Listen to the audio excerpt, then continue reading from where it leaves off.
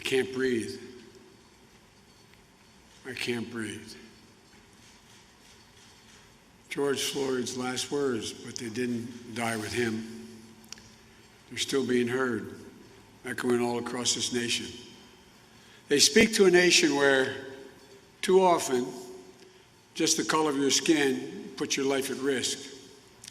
They speak to a nation where more than 100,000 people have lost their lives to the virus and 40 million have filed for unemployment, with a disproportionate number of those deaths and job losses concentrated in Black and brown communities. And they speak to a nation where every day millions of people, millions, not at the moment of losing their life, but in the course of living their life, are saying to themselves, I can't breathe. It's a wake-up call to our nation, in my view. It's for all of us, and I mean all of us. It's not the first time we've heard those words. They're the same words we heard from Eric Garner when his life was taken away 6 years ago. But it's time to listen to those words, to try to understand them, to respond to them, respond with action. A country is crying out for leadership. Leadership that can unite us, leadership that brings us together, leadership that can recognize pain and deep grief of communities that have had a knee on their neck for a long time. The President of the United States must be part of the solution, not the problem. But this president today is part of the problem and accelerates it.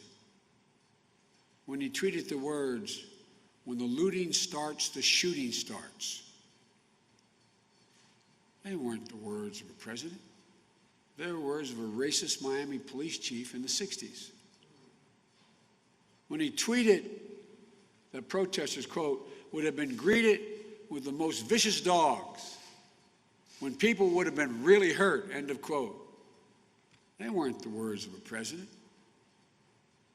They were the kind of words Bull Connor would have used unleashing his dogs on innocent women and children. Donald Trump has turned this country into a battlefield riven by old resentments and fresh fears. He thinks division helps him. His narcissism has become more important than the nation's well-being that he leads. I ask every American, I mean this from the bottom of my heart, I ask every American, look at where we are now and think anew. Is this who we are? Is this who we want to be? Is this what we want to pass on to our children and our grandchildren? Fear, anger, finger-pointing, rather than the pursuit of happiness, incompetence and anxiety, self-absorption, selfishness? Or do we want to be the America we know we can be? The America we know in our hearts we could be and should be. Look, I look at the presidency as a very big job, and nobody will get it right every time. And I won't either. But I promise you this, I won't traffic in fear and division. I won't fan the flames of hate. I'll seek to heal the racial wounds that have long plagued our country, not use them for political gain.